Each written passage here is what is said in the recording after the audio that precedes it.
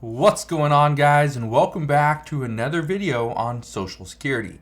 So today we are going to discuss Social Security. I want to give you a full update as to what is currently happening for Social Security moving into 2023. Where do we see things going? What are lawmakers doing? And what is the potential holdup? That's what we're going to discuss in today's video. All I ask is if you can spend just 2 seconds, go ahead, hit that like button if you want more videos on Social Security, and let's begin. But here's what I can tell you. In a Fox News poll recently, it is saying that 90% of people believe and are most concerned with inflation and higher prices. This is also what lawmakers are concerned with as well. That right now, who are the parties, who are the certain groups that are feeling the impact the most of higher prices? Well, we know people on a fixed income or Social Security, and usually parents and families with children. Those are the ones that are experiencing the most difficulties financially right now. This poll also says that 83% of people are extremely concerned over political divisions, but the overwhelming majority just want to see change. That's what we know. Now, this is where we need to discuss the talks about Social Security. What is actually happening? Well, what we know is that 60% of people think the U.S. government is just spending too much money, and they're spending it on things we just don't need. They also say we need to cut spending in a significant way. But how do we do that?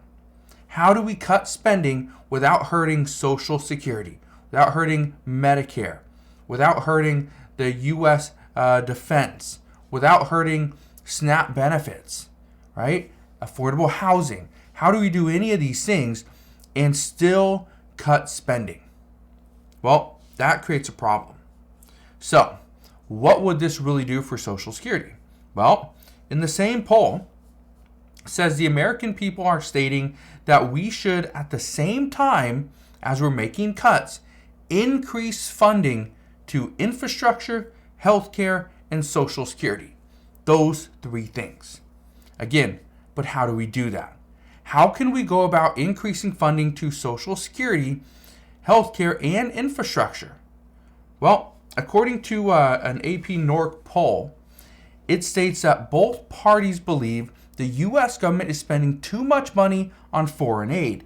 And if we can cut back on foreign aid, then we could afford more money to go to our key priorities. Just think about it. How much money have we sent over to Ukraine? And what is the result of that? Now, is the money and is the equipment that we've sent over, is it helping? Yeah, I believe so. But did it prevent Russia from coming in?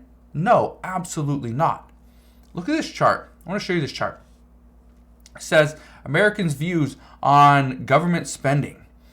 So right here says the U.S. is spending too much in general. 60% believe the U.S. is spending too much in general.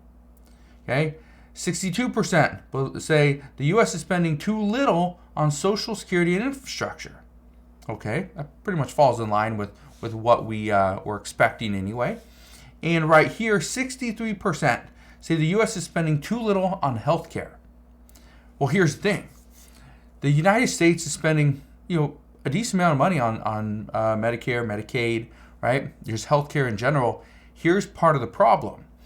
What we are seeing right now is that people are being kicked off of Medicaid.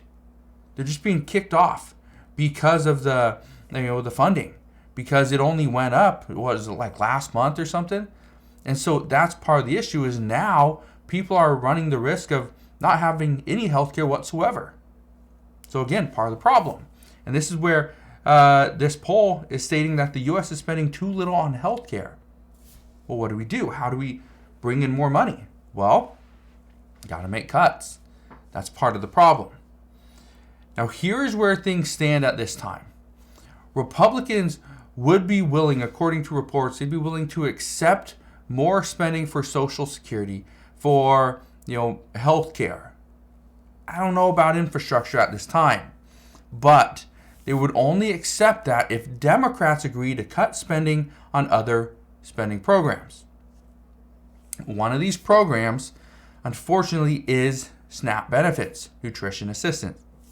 And it's not because Republicans want to see people go hungry.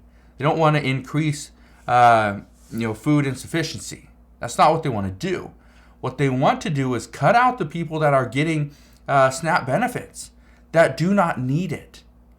There's people that are making $80,000 that are getting by because of loopholes. Does somebody making $80,000 a year need $250 in food stamps? Probably not. That's $250 a month. They probably don't need that. That's part of the problem. The GOP also believes that we can't keep spending the way we have been, because if we do, any future problems we will not be able to solve. Again, a future problem, which is actually something that we can solve today, is the potential insolvency of Social Security. This is a future problem. Again, we will see Social Security become insolvent in 2032. And they bring this up because if we don't cut spending now on other programs, then Social Security, one of the biggest programs we have to offer, is not going to be around.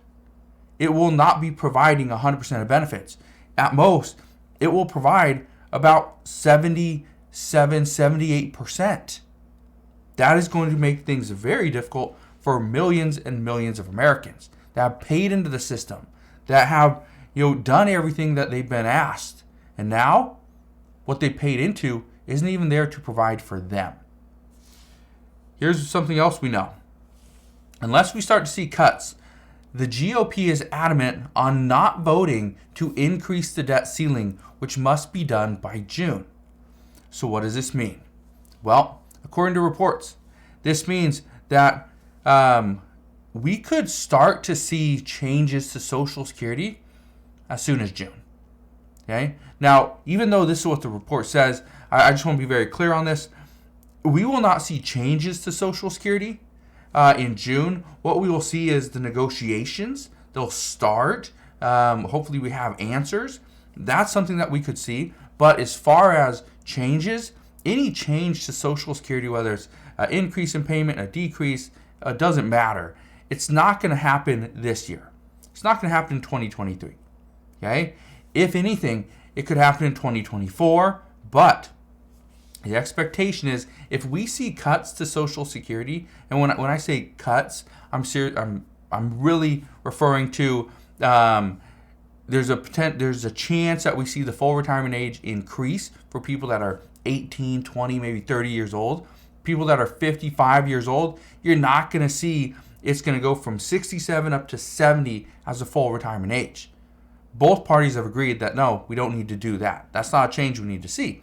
But a change we do need to see is somebody that's 20, 25 years old could potentially get the full retirement age raised from 67 up to age 70. It's not going to make that big of a difference, is what they're saying. So we will see, but I bring this up because we should have answers on this very soon. Like I said, the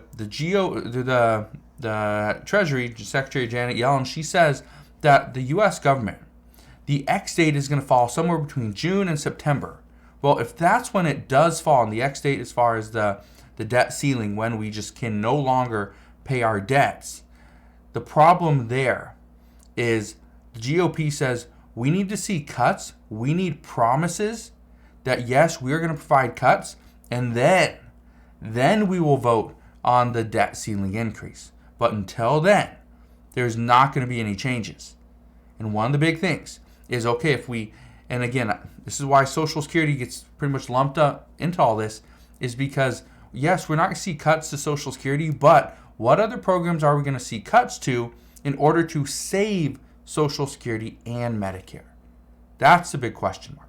So that's what we know at this time. That is what's happening as far as Social Security is concerned right now in 2023. But as soon as we get more information, I promise I will fill you in on all the latest news and updates. Again, thank you guys for watching. Have a wonderful rest of your day. Consider subscribing.